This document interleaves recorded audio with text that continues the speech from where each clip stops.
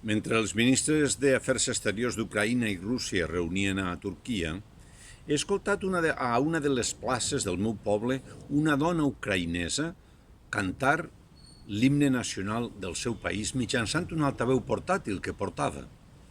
La gent li ha aplaudit moltíssim, lluny del que sol ser habitual quan tocadors o cantants ambulants es posen a la vora de les cafeteries per poder treure's uns cèntims.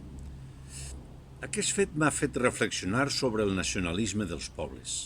I he vist com el poble ucraïnès l'han obligat durant aquests 15 dies a ser nacionalista, encara que en un principi no ho fora.